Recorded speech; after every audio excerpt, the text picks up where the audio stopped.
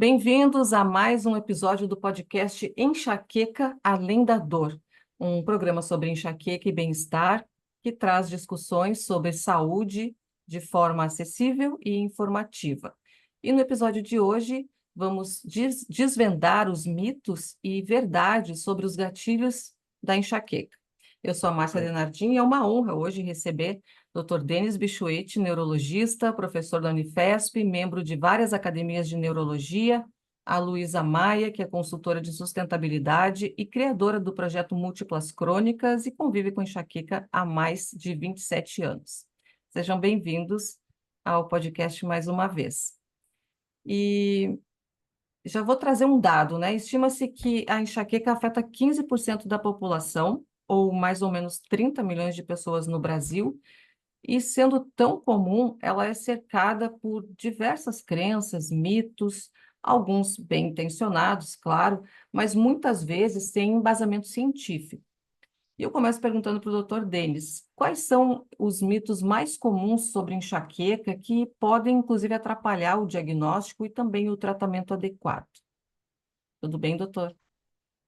Hum, Olá, Márcia. Essa é uma pergunta que tem duas vias, porque existem mitos técnicos e existem mitos sociais. Eu acho que a Luísa vai complementar um pouquinho, né? Depois, eu acho que a principal coisa assim é real, entendeu? A pessoa está sentindo, entendeu? É só uma frescura, é uma coisa da sua cabeça, você está inventando, De novo, ah, isso, né? é segunda-feira. Veja bem, a gente falou no evento anterior que mudanças do padrão de sono são desencadeantes de enxaqueca. Não à toa, muitas pessoas têm crise no domingo e na segunda, porque você muda o padrão de sono em relação aos dias anteriores, né?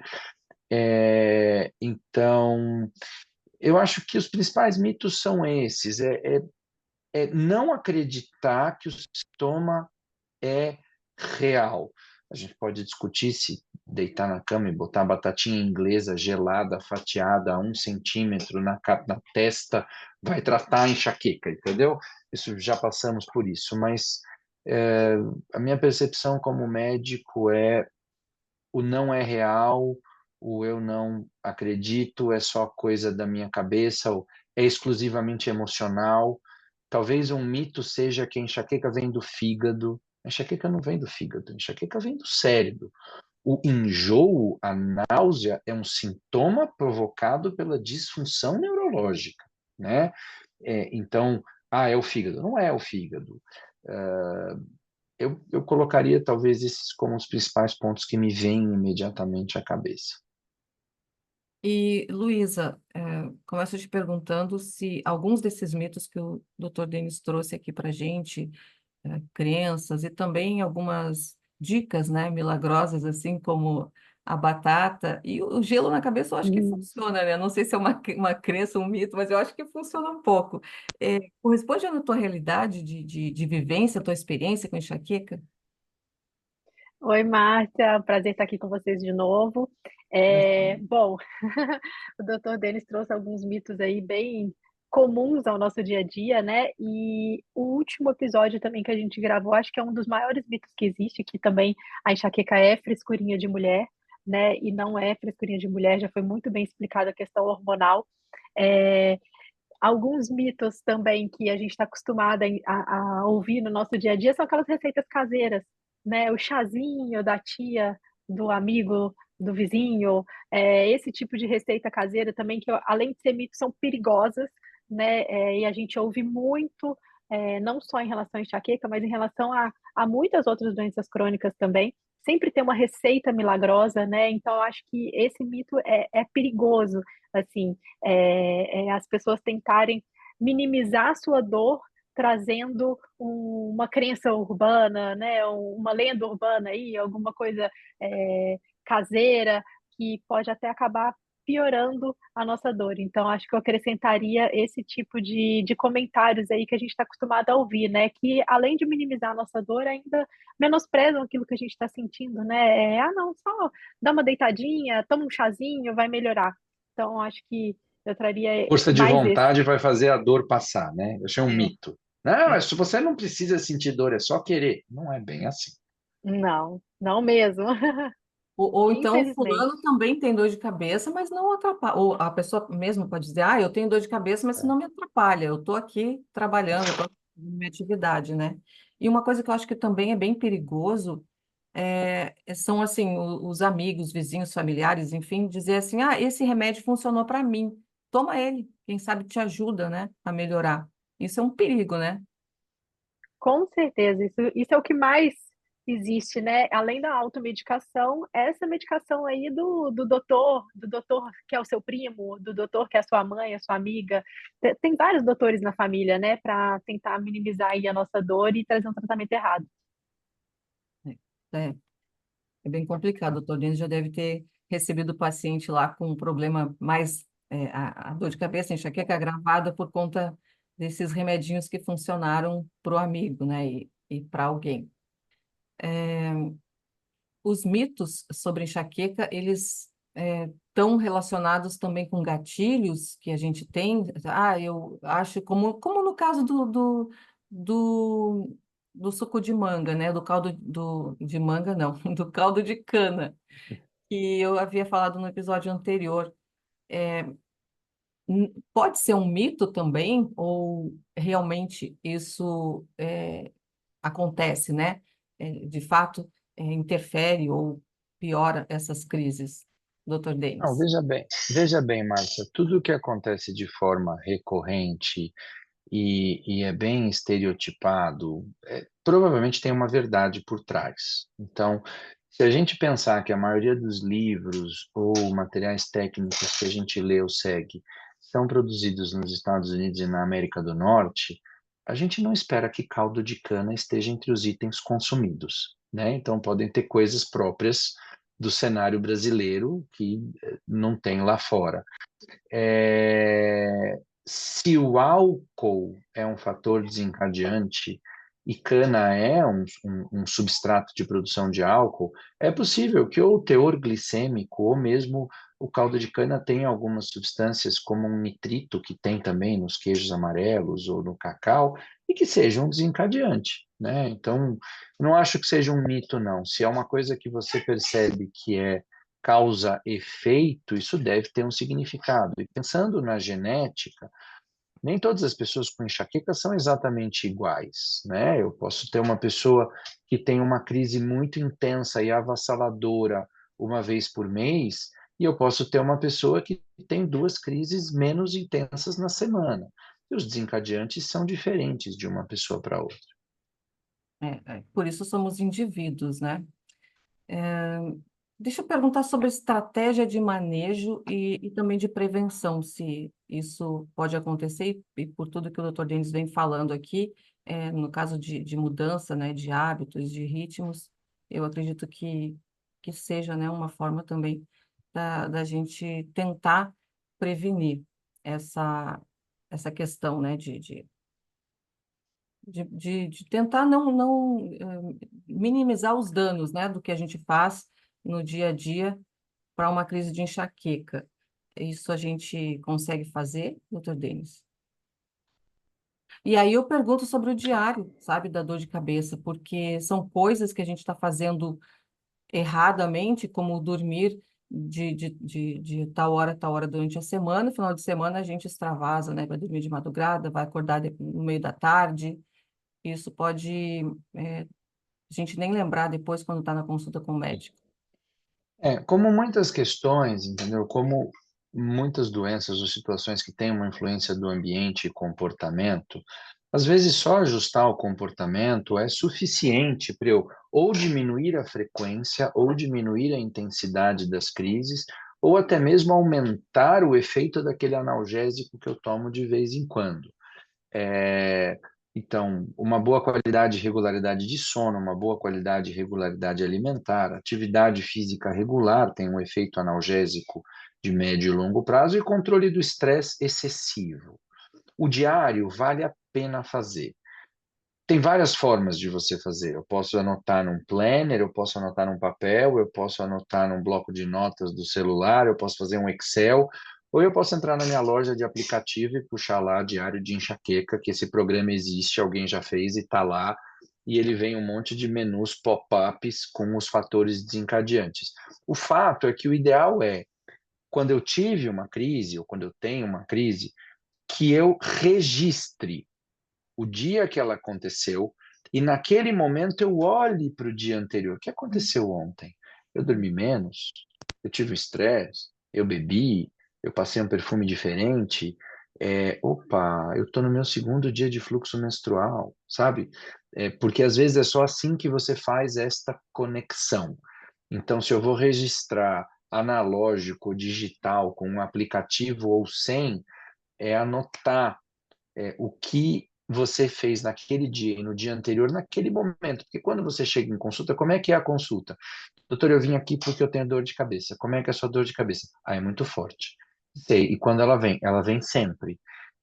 Isso, em parte, claro, já me sinaliza que aquela pessoa tem um sofrimento que precisa ser amenizado, então eu entendo a mensagem, mas eu preciso tentar quantificar e qualificar para poder entender essa pessoa.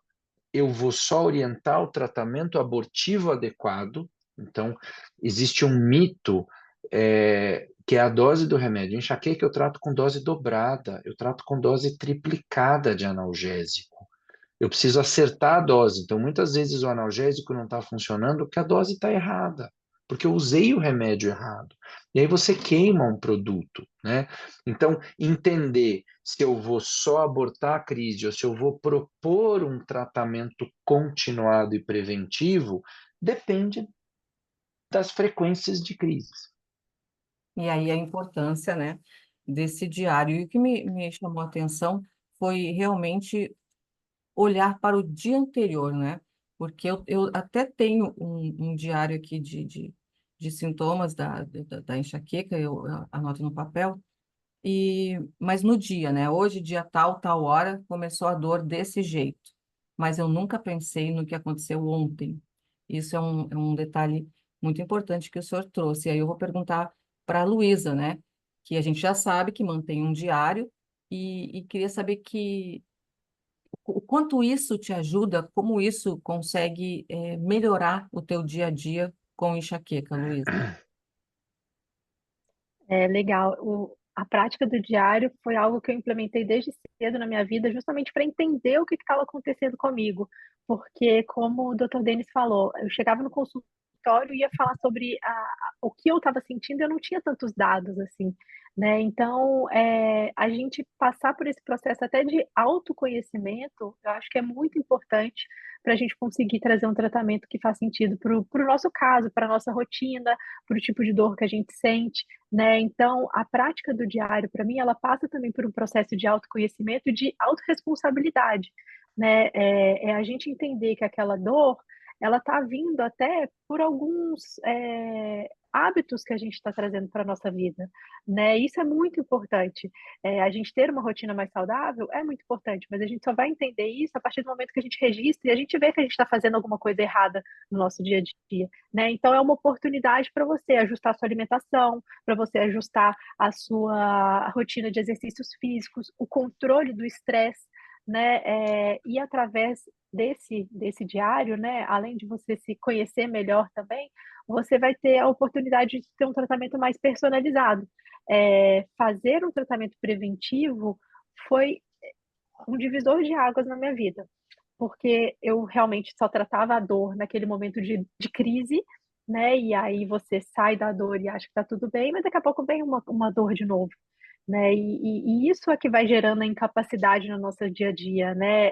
Você não conseguir trabalhar durante o mês inteiro porque teve uma dor no início do mês, teve uma dor no meio do mês e no final do mês. Né? Então, você buscar um tratamento preventivo é muito importante. E a responsabilidade disso é nossa, porque a gente vai achando que sentir dor é normal, a gente vai adiando, a gente tem um compromisso no trabalho, a gente tem um compromisso pessoal e não vai buscar ajuda. E o meu apelo até aqui para quem vive com dor é não menospreze a sua própria dor. Vá procurar ajuda, porque é muito importante, porque realmente sentir dor não é normal. E vou aproveitar esse gancho Luísa, e pedir para o doutor Denis trazer para a gente um pouquinho sobre o que é muito comum na vida de quem convive com dor de cabeça, que é ir na farmácia e perguntar: o que que eu posso tomar? Estou com uma dor de cabeça assim. O que que eu posso tomar agora? E, e o quanto isso pode atrapalhar, né? E piorar essa enxaqueca, a ponto da gente, quando chegar na frente do doutor deles, dizer: o que que eu faço agora? Me ajuda? Será que resolve? Será que tem alguma coisa que resolve o que eu já fiz de errado, né, para tratar minha dor de cabeça? Então, vamos lá, vamos favorecer algumas classes profissionais. Eu gosto muito de um bom farmacêutico, sabe? Eu acho que um bom farmacêutico consegue te dar boas soluções. Só que você tem que ter o diagnóstico, né? Você tem que ter o diagnóstico correto para poder, para o farmacêutico, para alguém poder te ajudar. Então, a minha dor de cabeça pode ser por tensão cervical, um remédio para enxaqueca não vai ajudar. A minha enxaqueca pode ser por uma mordida cruzada, uma disfunção de articulação temporomandibular, um remédio para enxaqueca não vai ajudar. O que eu chamo de enxaqueca pode ser, na realidade, neuralgia do trigêmeo, um remédio para enxaqueca não vai ajudar. E eu já atendi algumas pessoas, eu já fiz alguns diagnósticos de neurite óptica e, subsequentemente, de esclerose múltipla, com a pessoa que me procurou e falou assim: eu estou com uma enxaqueca não sei quantos dias, e você vai questionar, não é dor de enxaqueca, a pessoa está com uma neurite óptica, né? Então, o primeiro ponto é: remédio para enxaqueca tem dose e forma de ser usada. Se eu vou usar um analgésico simples, se eu vou usar um medicamento específico para enxaqueca, ele tem que ser usado no começo da crise e na dose adequada. Primeiro erro: as pessoas não tomam no começo da crise, as pessoas não tomam na dose adequada. Segundo erro: o uso continuado de alguns analgésicos vai piorar a dor de cabeça. Então, se eu pegar uma pessoa que não tem dor de cabeça e eu der um analgésico por dia, todos os dias, depois de um mês ela tem dor de cabeça. Então, quando eu consumo mais do que 3 ou 4 doses de analgésico na semana, de forma continuada, veja bem, eu posso tomar 5 dias de analgésico, porque eu machuquei o joelho, e aí acabou, eu parei de tomar. Agora, uma pessoa que tem dor de cabeça frequente, se ela toma mais do que 3 ou 4 doses de analgésico na semana, depois de 3 meses, eu começo a ficar dependente desse analgésico. E aí, o dia que eu não tomo, eu tenho dor de cabeça. Então, essa é chamada cefaleia por abuso de analgésico. Então, desmistificando um pouco, se eu usar o remédio certo, na dose certa, na hora certa, eu tenho a expectativa que eu tenha 50% de alívio da minha intensidade de dor em 2 horas. Esse é um objetivo técnico, que a pessoa melhore 50% em 2 horas. Mas o que acaba muitas vezes acontecendo é ou o uso do remédio que não é para aquilo, ou o uso do remédio na dose que não é para aquilo, ou o uso do remédio no momento inadequado. Então, às vezes, por exemplo, tem um dos medicamentos que a gente usa para enxaqueca, que a forma de se usar é 2 comprimidos de meia em meia hora até um total de 6 comprimidos. Essa é a dose correta de usar uma determinada classe específica de medicamento. As pessoas chegam tomando um comprimido de 8 em 8 horas por 5 dias. Está errado, né? Analgésico simples. A dose que você usa para o joelho é uma, a dose que eu uso para enxaqueca é vezes 3. Por quê? Porque o cérebro tem uma barreira protetora, chamada barreira hematoencefálica, e os analgésicos não chegam facilmente lá dentro. Então, se você não usar a dose correta, não funciona, né? Então, tem um pouco de tudo isso. Deixa eu perguntar para a Luísa se, quando pequenininha, né, 11 anos que começou a conviver com a dor da enxaqueca, nesse momento já foi buscar o atendimento médico para entender que tipo de dor era essa, se podia ser de pular, né, nos jogos de vôlei, enfim, ou começou já naquele tratamento que eu acho que a maioria das pessoas que começam assim, né, se automedicando, usando o analgésico que a mãe, né, também eu falo isso porque vejo inúmeras mães e eu não sou diferente delas, né? Eu tô começando uma dor de cabeça, toma esse analgésico comumzinho aqui, aí se não adiantar, a gente vai ter que buscar auxílio médico, né? Eu acredito que esteja errado, mas a gente não pode ser ingênua, né? De dizer que isso não acontece. Como que foi para ti, Luísa? Infelizmente, teve muitos momentos de automedicação, é, né, principalmente como você falou, é uma coisa que a minha mãe já passou por isso, vendo a filha passar por aquilo também, buscar, né, um alívio rápido, então, querendo ou não, tem momentos de automedicação desde o início da minha trajetória, mas a gente buscou, sim, ajuda especializada. Infelizmente, há mais de 20 anos, eu não consegui uma ajuda da maneira que eu precisaria para aquela fase da minha vida. O que me marcou muito também foi que logo no início, um médico que me atendeu me receitou alguns remédios muito fortes e fui fazer um tratamento preventivo, mas eu tinha 11 anos e eram remédios que, aí como o doutor Denis também fala, né, a questão da dosagem e do tipo de remédio para aquele momento da minha vida não fazia o menor sentido. Então, eu que era uma pessoa muito ativa, comecei a tomar um remédio preventivo que me deixava completamente lesada. Assim, aí vinha outro tipo de incapacidade, que era a incapacidade pelo medicamento que eu estava tomando. Então, eu fiz alguns tratamentos preventivos que também não foram adequados para a época da minha vida. Passando o tempo, né, em outras fases da minha vida, eu já fiz outros tratamentos preventivos que também acabaram trazendo esse desconforto e até me ajustar com o medicamento, mas ao mesmo tempo foram mais adequados para aquele momento da minha vida. Então, eu não sei nem como tratar, né? Acho que o Dr. Denis pode até ajudar aqui, como tratar uma criança que começa a sentir enxaqueca e fazer um tratamento preventivo adequado para ela, do que um adulto, né? Que aí sim pode passar por essa questão de ajuste de medicação, porque o tratamento preventivo, ele até acertar, ele é difícil, né? Ele tem aquele período em que a gente ainda vai sofrer aí com os altos e baixos da dosagem. Então, eu sofri muito com isso desde o início, até eu achar um tratamento que fazia sentido para mim, mas o que aconteceu só na minha fase adulta, infelizmente. E essa questão Vamos lá. da criança, isso, doutor? Eu ia fazer um jogo rápido. Mito ou verdade, né? Criança não tem enxaqueca. Mito, criança tem enxaqueca. Menopausa encerra a enxaqueca. Mito. Hoje a gente sabe que algumas mulheres podem perpetuar enxaqueca ou piorar até no período do climatério. E antigamente, e talvez a Luísa tenha vivido essa evolução, então 20 anos atrás, a gente está aqui em 2005, foi quando começou a se estudar enxaqueca em criança. Então, era o conceito que o pré-adolescente não tem enxaqueca. Não, hoje a gente sabe que crianças de até 5 anos de idade podem sofrer de enxaqueca. E a manifestação na infância é diferente do adulto. Muitas vezes não tem dor. Eu tenho crises recorrentes de enjoo, de tontura, de alteração de comportamento. Então, é uma criança que, de repente, fica embotoada, fechada, não quer comer, não quer fazer educação física. Isso dura uns 2, 3 dias, 8 anos de idade.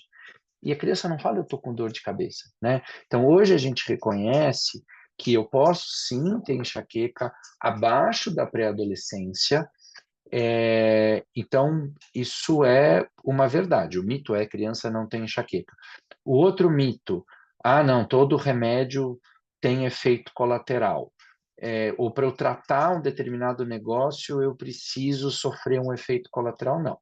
Quando a gente fala que o objetivo do tratamento preventivo de alguém que tem cefaleia crônica é ter no máximo 2 dias de dor por mês, às vezes eu atinjo isso no primeiro remédio que eu prescrevo, na primeira dose que eu uso.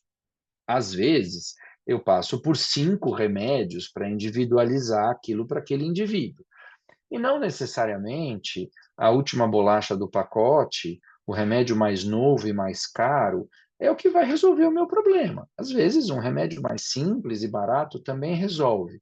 O que cabe é um plano de tratamento. Então, fazendo uma analogia, Márcia, a gente já teve inúmeras discussões sobre tratamento de pessoas com esclerose múltipla, por exemplo, e que eu gosto sempre de falar, não importa o primeiro remédio que eu escolho, importa começar um tratamento e fazer um acompanhamento regular para avaliar se ele está funcionando ou não.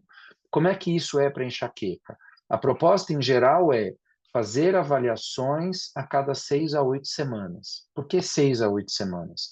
Porque quando eu uso algum dos medicamentos, eles levam 3, 4 semanas para funcionar, tanto do ponto de vista positivo quanto negativo. Às vezes a primeira semana é ruim mesmo, é chata. Eu fico sonolento, eu fico esquisito, me dá enjoo, mas eu tenho um período de lua de mel que o meu corpo se acostuma com aquele remédio. Se eu tenho uma crise a cada 2 semanas, eu preciso deixar passar 1 mês e meio para entender se o remédio diminuiu a frequência de crises. Então, o plano de tratamento é: eu quero te ver a cada 6 a 8 semanas. Está dando certo, as crises diminuíram, eu não tenho efeito colateral, a gente espaça as consultas. Não está dando certo, ou porque as crises ainda persistem, minha qualidade de vida está ruim, ou eu tenho efeito colateral, a gente ou vai ajustar a dose, ou vai ajustar o tipo de fármaco, e vai se ver de novo em 6 a 8 semanas. Eu não estou. Essa proposta não é porque eu quero ganhar consulta. Essa proposta é porque eu preciso deste acompanhamento regular para poder entender o balanço benefício-efeito colateral. Está funcionando? Está funcionando. A gente espaça. Até quando a gente usa um remédio? A partir do momento que eu estou com 2 dias de crise por mês, em crises curtas, a gente vai usar por 12 a 18 meses, porque isso é o que causa uma modulação bioquímica cerebral para depois começar a desmamar o remédio. Algumas pessoas, felizmente, quando passam o processo de desmame, conseguem ficar sem um remédio preventivo, outras não, e a gente precisa manter, e está tudo bem com isso. Era isso que eu ia perguntar. Se fazendo esse tratamento preventivo, chegaria um momento em que a gente não precisaria mais dele, mas em algum momento apareceria também uma crise, né? Por, Veja bem, crises podem acontecer. Se eu estiver tendo crise a cada 2 meses, está tudo tudo bem, ok, normal. entendeu? Claro, você não é um espaço muito grande para eu poder deixar um medicamento de uso contínuo. Mas, como qualquer outras situações, existem diabéticos que emagrecem e ainda assim precisam continuar o medicamento. Existem hipertensos que emagrecem e mudam a dieta e ainda assim precisam usar o medicamento. Algumas pessoas com enxaqueca, por questões genéticas, possivelmente outras, funciona. Veja bem, uma pessoa com esclerose múltipla que está sem surto, a gente para o remédio? A gente não para o remédio, né? Uhum. Um diabético que está tomando insulina e a glicemia está controlada, a gente para a insulina? A gente não para a insulina. Na enxaqueca, às vezes a gente faz esse teste, mas precisa manter. Algumas pessoas precisam manter e está tudo bem se a qualidade de vida estiver boa. Posso É, aproveitar esse tema e trazer uma pergunta que é o mito ou verdade e que é o que a deve, gente quer ouvir? Se a enxaqueca tem cura, né? Se a gente um dia vai chegar nessa cura e parar de tomar remédio, porque acho que o que a gente mais quer, né? Eu e a Márcia aí, ainda falando, né, de outras doenças crônicas, e a gente vive com esclerose múltipla, é isso que a gente vislumbra, né? Tem cura, a gente vai parar de tomar remédio, isso vai chegar um dia na nossa vida? Olha, Luiz, é difícil responder isso, sabe? Hum. A enxaqueca tem uma história natural. Então, não só na menopausa, mas muitos homens ao redor dos 50, 50 e poucos anos, eles começam a ter redução da frequência de crises, tá? Então, existe uma história natural da enxaqueca, que é começar entre os 10 e 15 anos de idade, se intensificar entre os 20 e 30. Isso tem a ver com a própria maturidade, o funcionamento cerebral, e ameniza a partir dos 50. A grande diferença entre a enxaqueca e uma doença autoimune como esclerose múltipla, como lúpus, como artrite reumatoide, é que essas outras doenças eu desenvolvo ao longo da vida. Eu tenho a predisposição, mas eu desenvolvo. Então, se eu encontrar uma causa-efeito, talvez isso possa ser bloqueado. No caso da enxaqueca, esses canais iônicos, essa sensibilidade neuronal, está aí desde que você nasceu, né? Então, eu acredito que a gente não chegue nisso de falar, eu vou pegar uma pessoa com enxaqueca com 30 anos de idade, eu vou administrar um negócio e ela nunca mais vai ter enxaqueca. Para fazer isso, eu preciso mudar a genética cerebral dessa pessoa. Não é uma coisa nem simples nem fácil. Mas conforme o conhecimento avança, tanto do ponto de vista de gatilhos como de fenômenos não dolorosos, isso favorece o desenvolvimento de produtos que talvez sejam mais fáceis de usar e com menos efeito colateral. E por último, fazendo um paralelo à esclerose múltipla, que é uma conversa que eu e a Márcia e inúmeras pessoas da AME-CDD temos há muitos e muitos anos, a partir do momento que você tem o controle de uma doença crônica, então eu consigo controlá-la com um medicamento de uso contínuo, ela não vai embora. Mas aí eu acho que o nosso principal desafio é a informação e o preconceito social, né? Tanto para o uso de uma substância de forma contínua, porque alguém vai olhar e falar assim, o doido tomando isso, né? Quanto para quem está ao meu redor compreender que vez ou outra eu não vou estar bem por causa disso e está tudo bem, né? Eu acho que o desmistificar o preconceito, né, o diagnóstico, de minimizar o preconceito social, aumentar a tolerância com o diferente, eu acho que isso se torna um grande desafio quando a gente tem terapias de uso contínuo mais eficazes. E aí, para fechar isso tudo que o senhor falou, realmente a informação é o melhor remédio, né? É um dos melhores remédios. Eu queria agradecer a participação da Luísa e do Dr. Denis e dizer que esses dois episódios eles foram muito ricos em questão da gente entender, da gente validar que sim, isso é uma dor que pode ser incapacitante e que não acreditando, né, na pessoa, porque a gente não enxerga essa dor, pode piorar a condição dessa pessoa por N razões, né? E alertar de novo que se você que está nos ouvindo é uma pessoa que convive com enxaqueca ou que ainda não sabe, tem essas várias dores de cabeça por semana ou por mês, procure a Associação Brasileira de Cefaleia em Salvas e Enxaqueca, a Abraces. Ela está no Instagram como @abracesbr e também siga a Múltiplas Crônicas, que é o perfil da Luísa, que convive há 27 anos com enxaqueca e com outras crônicas, e ela traz o seu dia a dia ali, e eu tenho certeza que a gente vai encontrar alguma coisa que possa nos ajudar, porque essa rede de apoio, né, essa troca de vivências ajuda muito na nossa jornada. E vocês querem deixar alguma mensagem? Dizer uma última coisa? Bom, primeiro eu quero agradecer a oportunidade, muito obrigada pelo convite. É muito importante a gente falar mais sobre as nossas crônicas, principalmente uma doença crônica como a enxaqueca, que muitas vezes não é vista como uma doença, né? E a gente falar mais sobre ela, o porquê ela acontece, que não é normal sentir dor, a gente está contribuindo aí para o diagnóstico precoce, para um tratamento, né, para desmistificar preconceitos, para as pessoas entenderem o que elas estão sentindo e buscar um tratamento, para as pessoas entenderem o que as outras pessoas estão sentindo e ver que aquilo realmente é dor, né? Não é frescura. Então, muito obrigada pelo convite, fiquei muito feliz de participar com vocês e dividir um pouco a minha experiência. Como a Márcia falou, a rede de apoio é muito importante, a gente trocar um pouco de informação aí de que a gente está sentindo, de como a gente está vivendo, de como a gente pode buscar ajuda, a gente pode também ajudar outras pessoas. Então, contem comigo aí também nessa jornada, que não é fácil, mas tem tratamento.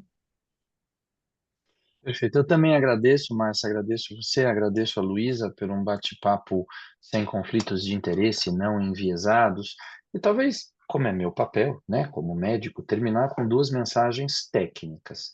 A primeira delas é dizer que qualquer um que tenha dor de cabeça na frequência de mais do que 2 ou 3 dias da semana merece uma avaliação médica bem feita. Se eu vou fazer isso com o meu clínico, se eu vou fazer isso com o meu profissional de confiança, ou se eu vou fazer isso com um especialista em neurologia. Eu acho que você tem que dar o ponto de partida. Mais do que 2 ou 3 dias de dor de cabeça na semana não é para acontecer. E a segunda mensagem é dizer que quem convive com dor de cabeça crônica e frequente, dá para viver sem dor. Isso não significa necessariamente o uso contínuo de um medicamento e que este medicamento precise ter efeitos colaterais. Existem inúmeros medicamentos para se adaptar às necessidades individuais e existem uma série de medidas não medicamentosas e comportamentais que já ajudam muito. Então, dor de cabeça muito frequente precisa de ajuda. Essa ajuda pode envolver um medicamento que dá para ser individualizado e não necessariamente todo mundo precisa de remédio. Eu acho que essas são minhas menções finais. A gente está encerrando esse episódio, né? E quero agradecer a você que nos ouviu até aqui e dizer que fiquem atentos aos próximos episódios de Enxaqueca Além da Dor, onde a gente vai continuar trazendo informações importantes para quem convive com essa condição.